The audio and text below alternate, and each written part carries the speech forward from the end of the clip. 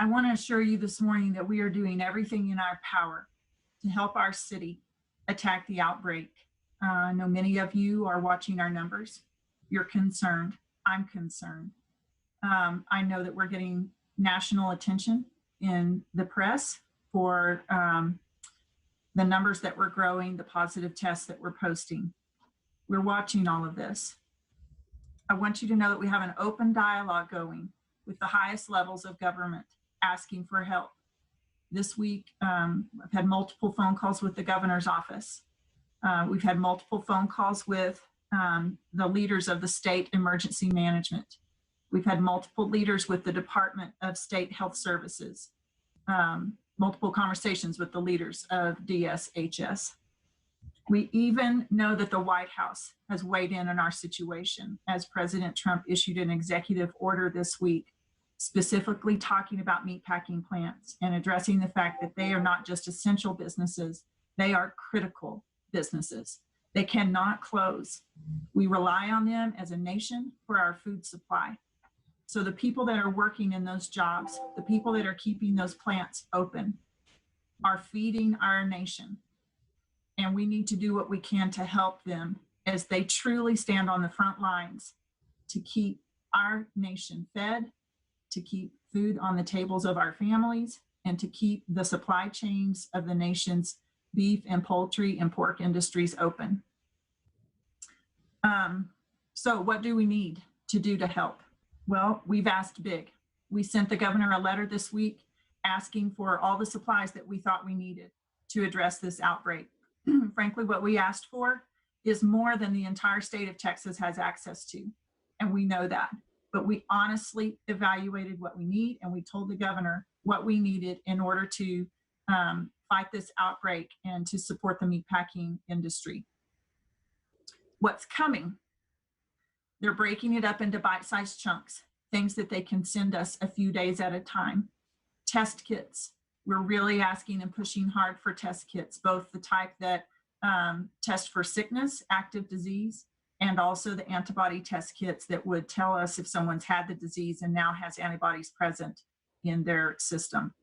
I think what's most importantly coming that will be immediately the most helpful are mobile testing units. We have done a fantastic job and appreciate our partners at Texas Tech University for helping us to stand up mobile testing at the Tri-State Fairgrounds, and we've been doing that for weeks now. And that testing site is serving our community. You can go there at no cost and get tested. And if you have symptoms, we're asking that you call the health department at 378-6300 and go get a test. What we need, though, are additional hands and additional tests to move into some of these hot spots, specific meatpacking plants, in order to test all of their workers and get a feel for where the virus is in their population of employees. So that help is coming. Additional tests, additional workers. We've asked for additional contact investigators to come and to support our health department as they continue to monitor how this is spreading through our community. So with those additional hands, we'll be able to increase and stay on top of contact investigations and letting people know if they've been exposed and whether or not they need to go into quarantine to help protect the spread and slow the spread in the city. So we've asked big, and help is coming. And I want you to know that while I trust the leadership of the governor, and I trust the leadership of the president, and I trust their teams that are working around the clock to look for the resources that they can send to our city to fight this hotspot. Most of all, my trust is in God. And I am praying and asking for his blessing over our city. And many of you know that my faith is in Jesus. And that's my personal faith, not my statement as an elected official. And you may not share that faith. And I know there are many of you in Amarillo who don't. And I respect that you may have a different faith, or I respect that you may choose to have no faith. But I cannot separate the trust that I have in God as we, as a city, face this challenge together. So I ask you, Amarillo, if you would lean in, those of you who share my faith, lean in and let's pray together that God will hear our needs and that he will respond, because I believe he never leaves us and he never forsakes us. He never forsakes us. So I would ask if you would please join me in a day of prayer and possibly fasting if you feel led to do that this Sunday, as we put our city and its needs in front of the Lord. And I would ask specifically that you would pray for our essential workers, our doctors, our nurses, our hospital administration, people who are on the front lines of treating those with COVID. They're tired and they have anxieties. So I would ask that you would pray for them. I would also especially ask that you would pray for the workers in our meat packing industries and for their families. I specifically ask that you would pray for their protection, and you would pray for leaders of those businesses as they make wise choices. I want to say how grateful I am for the leaders in our community who are business owners, who are watching our numbers. And given that the governor has taken the reins of when to open Texas and taken that out of our hands here locally, I'm watching business owners step up and use their own judgment and use wisdom and responsibly analyze whether or not their business should be open for the benefit of their employees, their customers, but also for the benefit of our city as a whole. So I want to thank those business owners. We can get through this together, Amarillo. This is definitely a challenge. In the next few days, maybe even the next week, 14 days, our numbers may continue to rise because these exposures are working their way through our city. But I trust our medical team. I trust our leaders in Austin and Washington, D.C., and we have their attention. We have their ear. They're working with us to bring additional help and additional support. But most of all, I trust God. So I hope you'll join me in that trust and in the prayers for our city. That's all I have this morning. Thank you. Thank you, Mayor. This time we want to go to Casie Stoughton, Public Health Director, City of Amarillo. Thank you, Mayor Nelson. As of 10 o'clock this morning, there were a total of 917 cases of COVID-19 reported in Potter and Randall counties. There were 663 cases in Potter County and 254 cases in Randall County. We have a total of 120 recoveries, and we are excited about each and every recovery. That leaves us with a total of 785 active cases. We do have a total of 12 deaths reported in Potter and Randall County. We ask that you please continue to wear your masks when you're outside your home. My mask protects you and your mask protects me. It is important to wear masks anytime you are around others, including the grocery store, work, and any other places you may go. Right now, it is critical to protect one another. Wearing a mask, washing your hands, staying home are the very best ways to do so. Please, please do not go to work if you're sick or if you're experiencing any symptoms of COVID-19. If you're sick, please call your doctor. Stay home unless you need to seek medical care. If you're experiencing symptoms of your chronic health conditions, please reach out to your physician. If you are well, please consider donating blood with Casie Memorial Blood Center. Our drive-through testing continues and it is provided by Amarillo Public Health and Texas Tech Health Science Center. That continues today until 3 p.m. and you're welcome to call 378-6300 and our call takers will screen and direct you for testing. Our 2:30 report card will reflect increased numbers. Please note that there are new columns in the active case box. This represents the total number of cases who are currently sick, and that is the total reported cases minus the recovered cases and the deaths. And the change from yesterday column, it allocates the net change, and so it reflects the increases from yesterday minus the recoveries and the deaths. And so we hope that that is helpful information to you. Again, I echo the sentiments that Mayor Nelson shared with us. And so I appreciate what you said, Mayor Nelson. Thank you.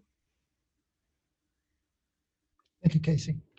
This time we now want to go to Dr. Scott Milton, Public Health Authority, Texas Tech University Health Sciences Center. Yes, thank you. I'd also like to reiterate the message of Mayor Nelson and Casie, and we'll join her in those prayers this weekend. On to numbers. At Northwest Texas, there are 54 positive cases of COVID with 6 PUIs or patients under investigation. There are 24 ventilators in use, 17 of which are COVID related. And there are 46 of 62 critical beds that are in use. These numbers are basically in line to, I think, to what they were earlier in the week. I think on Wednesday, Dr. Weiss mentioned there were 28 ventilators in use. So we've been able to extubate a few. At BSA, there are 43 positive COVIDs in-house. There are 16 in the ICU, and 10 of those are on the ventilator.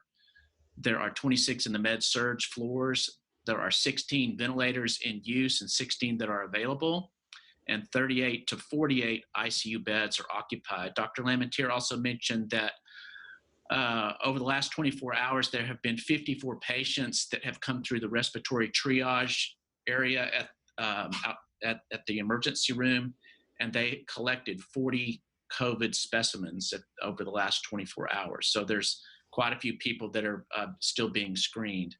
In terms of the convalescent plasma, we have transfused a total of 24. Now we have 9 potential donors. No local donors as of this week. A lot of that has to do with getting some extra screening in place, but we anticipate many donors next week. And then lastly, I just want to spend a little time giving a little bit of a description I had yesterday with the nursing staff and some of the therapy staff that are on the COVID units, and maybe try to paint a little bit of a picture of what it's like up there. As you may imagine, it's very stressful, and you realize that they're still not letting people into the hospital. So the message from them is that they want to make sure that people understand that Amarillo is not ready to really open up yet. They're very worried about that. The description, and certainly from the patients that we follow, they get incredibly sick and they're on the ventilator, on a respirator for weeks. They can't have family around. And so a lot of the communication with the family comes through the nurses. And not only that, when they are able to get off the ventilator, they are in the hospital many times for weeks afterwards trying to recover. And the physical therapist was just commenting how incredibly weak many of these individuals are. They can't even lift their shoulders. So it's just a real severe illness if people get sick. And so please think about that as things are starting to open up. That if you get sick, it's a really life-changing event. And but they're working hard, and as I said, where our numbers are worrisome, but I think stable in terms of the use right now in the ICUs. And that's all I have to say. Thank you, Dr. Milton. At this time, we will go to City Manager Jared Miller. Thanks, Dave. I want to remind everyone about our recently announced new emergency notification system that's designed to provide current and fact-based information on a variety of events, including COVID-19. I want to encourage citizens to continue to sign up for the service at AmarilloAlerts.com so you can stay informed. As of this morning, we have 5,193 people signed up for these alerts. Also want to remind everyone, like Casie said, that the drive-through testing center is still open. If you feel sick and have symptoms you think may be COVID, call the public health hotline at 378-6300 to be screened for the drive-through testing center. Yesterday, the Pet Pantry served 403 people, and 488 people were served on Tuesday. As a reminder, it was moved to Thompson Park in order to address some traffic safety concerns, and it's going to continue next week on Tuesday and Thursday. I want to thanks again to Merrick Pet Care for their partnership in providing the food necessary to provide this program for our residents. Finally, I want to update everyone on the state executive orders. Today begins phase 1 of the governor's plan to open up Texas. Under Executive Order J18, the governor has reopened services. to those services allowed. These services include in-store retail, dine-in restaurants, movie theaters, shopping malls, museums, and libraries. For this first phase, reopened services must operate at no more than 25% of their posted occupancy. For more guidance and checklists, the governor's issued the Texans Helping Texans document. It's the governor's report to reopen Texas, and it can be found at https://governor or gov.texas.gov/organization/open Texas. That's a long link, so we also have it posted on AmarilloAlerts.com. Finally, for city buildings, we don't anticipate opening to the public before the beginning of phase 2 of the governor's plan. When we do open to the public, we're going to utilize the guidance that the governor puts out to do so in a manner that promotes social distancing and safety for our customers and employees. That's all I have, Dave. Thank you, Jared. This time we want to go ahead and open up to questions from you. If you have a question for an individual panel member or the entire panel as a whole, you can for sure do that. Just direct it to one or the entire panel, doesn't matter. Let me start first with, And we'll continue with the coronavirus coverage on air and online. To keep up with the latest, make sure you log on to myhighplains.com. Back to regularly scheduled programming.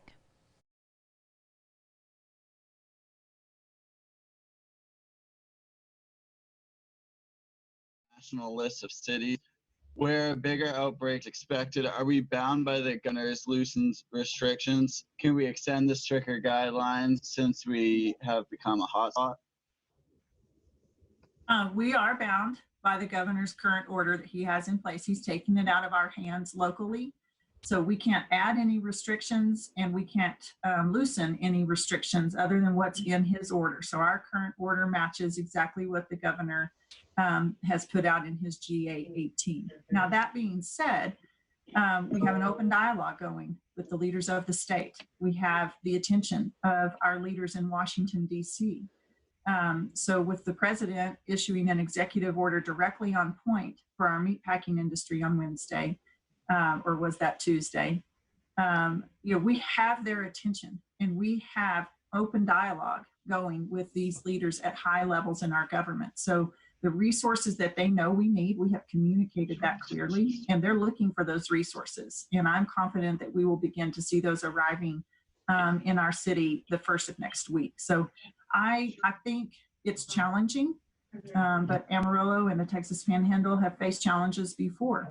And we do that together with our leadership by communicating what our needs are and placing our trust in those leaders to help us meet those needs. And now, if this is voluntary, do you know if they're following up on it, or is this just you hoping that they are? Can you clarify that question for me, Matt? If what is voluntary?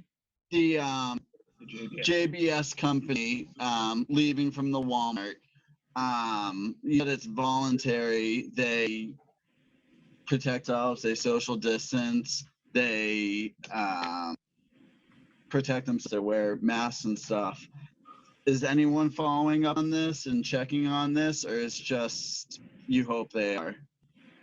Well, everyone in the city has the responsibility of making the right choices. And the governor's order is very clear that social distancing is still a priority, and he's asking every citizen to do that. And so whether you're a business owner or an employee, whether you have the flexibility to stay home and to not move about in the community, the governor is asking all of us to do our part and take responsibility to follow those guidelines that are coming out of Washington, D.C. and the CDC. As to whether or not they are spacing themselves on the bus, we are having open communications with those business owners and talking about the need, talking about the importance, talking about why it's safer for those employees when they're spread out. And so the conversation, and we want to partner with them and help them in any way that we can to meet those needs and to keep those employees safe. So this isn't something we're monitoring? We're doing what we can through the strictures of the governor's order. The requirements for essential services are stipulated inside his order. Our ability to regulate essential businesses is extremely limited. Our ability to place more restrictive orders does not exist. So we are doing what we can within the confines and allowances inside the governor's order. We are working with JBS, we are working with DSHS, and we're working with our county partners to make sure that things are going as efficiently as possible, and we're communicating with them still through public health. So this isn't something that can be monitored or checked up on, or? We're working with them in the allowances that we have inside the order. All right. That's Sounds it. like you want someone to say that, yeah. That's all I have. Thank you very much.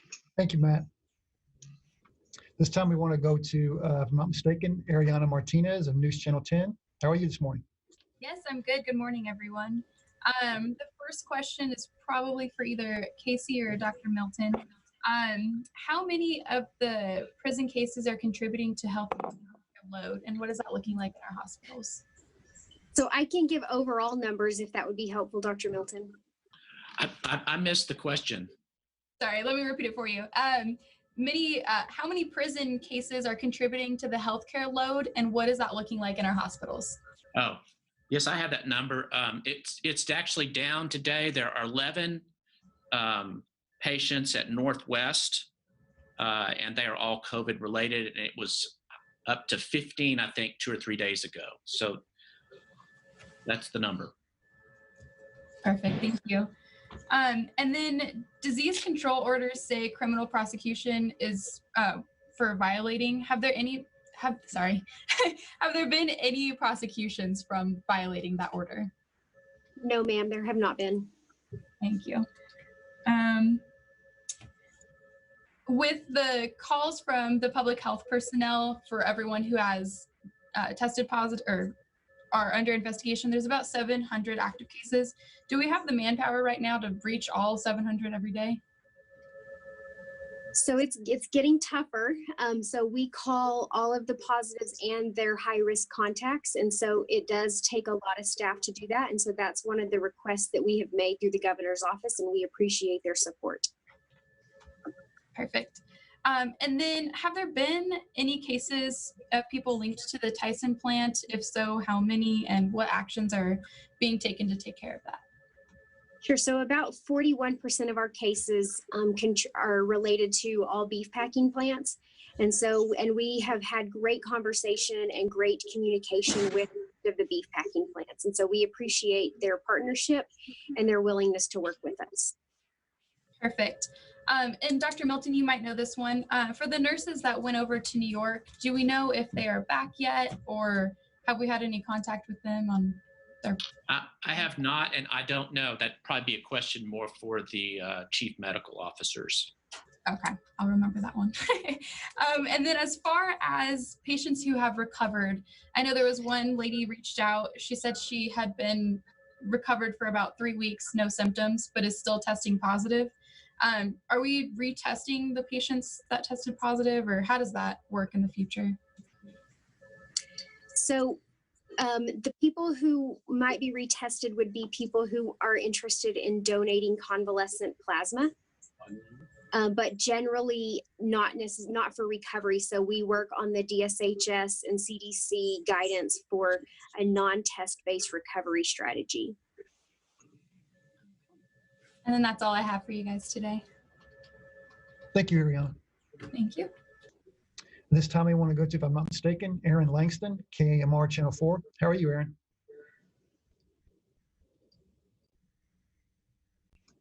Aaron Langston, KAMR Channel 4. How are you?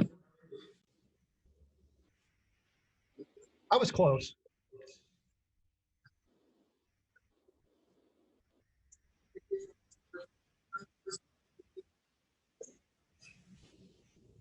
I think every time that we interact with larger crowds, that we, are outside of our home, that certainly increases the risk. And so if we wear masks, that decreases the risk. If we stay home, that decreases the risk. If we wash our hands, that decreases the risk. So Yes, I think that we do. Mayor Nelson, did you? Yeah, I think we have legitimate concern that as people begin to move around more, our numbers will continue to increase. So I'm asking, and I've had many people reach out to me in email and through text and say, are we still supposed to shelter in place? And I quote back to them the governor's order that says every citizen shall continue to practice social distancing. They shall minimize gathering in groups. And so, you know, while we can't as a city issue a shelter in place order because the governor has taken that out of our hands, his order does give clear guidance that he still wants us, when we can, to be separated from people. So maybe that's not shelter at home, maybe that's you know, just shelter yourself away with the distance. But however you're choosing to do that, the intent behind that is that we would not gather, because every time we gather, every time we interact with each other, our risk goes up for spreading the disease, both from me to you and you to me. But those are citywide numbers. And what we need right now is a citywide effort to lower our numbers. They're affected, as you can see, a large percentage are affected by our critical workforce in our meatpacking industry. So what we need to do, Amarillo, is to come around those workers and those families. And we need to stay home if we can stay home and stop the spread, so that all of our hospital resources and all of these extra state resources, testing capacity, extra contact investigators can go toward working in those critical businesses.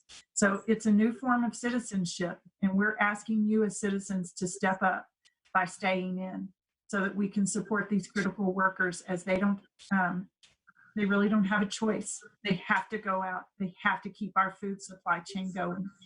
So those are my thoughts on it.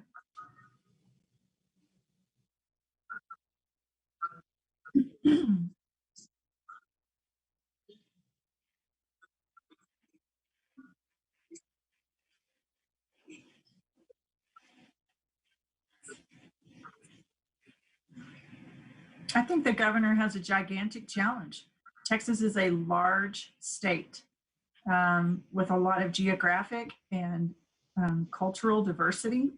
And so as he's governing over our large state, it's very challenging for him to make decisions that can land on each community who has specific needs and different circumstances. And so I have very much so appreciated the leadership in the governor's office, the access that we've had to conversations. What's most helpful to us right now are the additional resources, the additional hands on deck and contact investigators and people that can set up mobile testing sites to test employees that work at these meatpacking businesses, extra test kits. You know, the entire nation is clamoring for test kits right now. And this situation is putting Amarillo at the top of the list for getting access, not just to state resources for test kits, but even national resources. So I'm grateful that we do have relationship with people who work in the governor's office, and grateful for the response that he has given us in accessing additional resources to work on this problem that we have right now.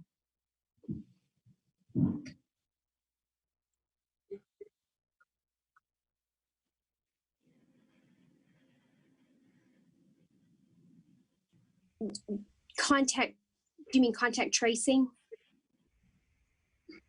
Okay, great. So yes, we have increased the number of our staff here at the health department, and we have increased our contact tracing capabilities, yes.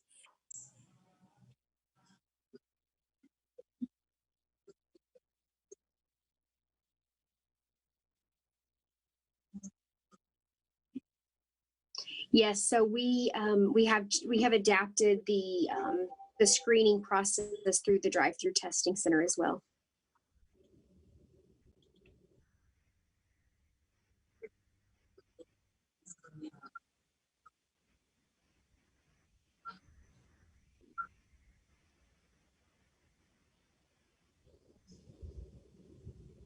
Well, I think that the kind of concerns we have, that we talked about before, is just not overwhelming those resources because they're limited. And a lot of these individuals, if they come to the hospital, require very complicated respiratory care for a long period of time. And so those numbers are watched closely. And so that's the main concern I would say that we have right now. From our discussions this week with the CEOs and CMOs of both hospitals, their main concern is personnel. In other words, having the staffing available and then trying to keep those healthcare workers safe by having enough PPE for them. And thus far, we're keeping up with that. And those items were on our list that we sent to the state requesting, just if our numbers continue to grow, we want to be ahead of those needs. But many conversations are happening with our hospital CEOs and CMOs about our current capacity, about the surge plans.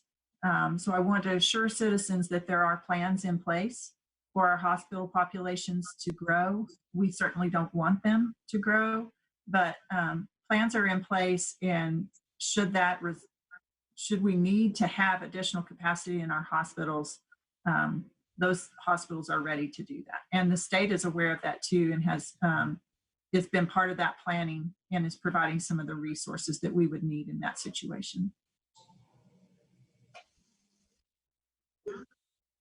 Thank you, Nyland. Thank you. We have one more media member, David Gay of Amarillo Globe News. David, how are you? Good morning, everybody. I guess just to make sure, it might have been said already, but I just want to make sure I have it. So you sent out the list of things that the city needs to the governor's office. When are those things starting to come in, whether it be the resources, the testing kits, or the manpower? Jared, or Casie, do y'all have visibility on the timing of when some of that's arriving? No, not yet. Not that I'm aware of. Of course, it was sent, 2.5, 3 days ago. It's a fluid situation. I like that Casie used the word adapt, because these conversations are happening and the plans are being put in place, and all of us are adapting to different timelines. And we were laughing before we got on the call about it's hard to know what day of the week it is because we're all just working straight through. So these plans are being executed as we speak, and so the timing of them will change as we adapt and our numbers change, and as plans continue to be worked on, they're almost hour by hour changing. So that we're expecting that these supplies to arrive the earliest some next week, but some of what we've asked for, it may be the end of next week or the first of next week for those mobile testing sites, a mobile testing site to arrive. Absolutely. And then I guess the last thing that I want to cover is, what have you, I guess this is a question for the entire panel if they want to answer. What have you guys heard from businesses about the new executive order being put in place, even as the numbers go up? Are they communicating with the city, with the public health department about measures that they're putting in place to make sure that the virus won't be spread, even when their places of business are being opened, or the possibility can be opened because of the executive order? Yes, so we've talked to many, as I'm sure that many on the panel have talked to businesses. So we've talked to them about what those risks may be. Some have chosen to open with restrictions, some have chosen not to open. And so I think that we have very wise business leaders in our community, and they are they're weighing heavy things and heavy decisions with the ramifications financially versus the safety of their staff and patrons. And so we appreciate that, and we want to be a resource. And so we appreciate those that have reached out. We appreciate those that are making those decisions and are always a resource. So I'll let others speak to that as well. But yeah, as far as our essential businesses, most of them have already done a lot as far as restricting the number of people inside the stores, and I'm talking about the larger stores, done a very good job of placing markings, having one-way aisles, things like that, sanitizing crews and things like that. With regard to the reopened businesses, I don't know what percentage, but I know that our crew has been very busy over the last few days working with restaurants and other reopened businesses to inspect, go over their plans. And it's not a deal where we're regulated. They're asking for input. How can they best address these restrictions inside their establishment? So we've been providing that input, providing that assistance. I think that's gone extremely well.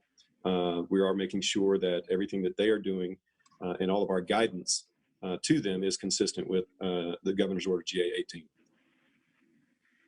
Very grateful to our business leaders, and I do have a tremendous amount of confidence that they're watching the numbers. We're providing the information as quickly and accurately as we can, and then the weight is on their shoulders.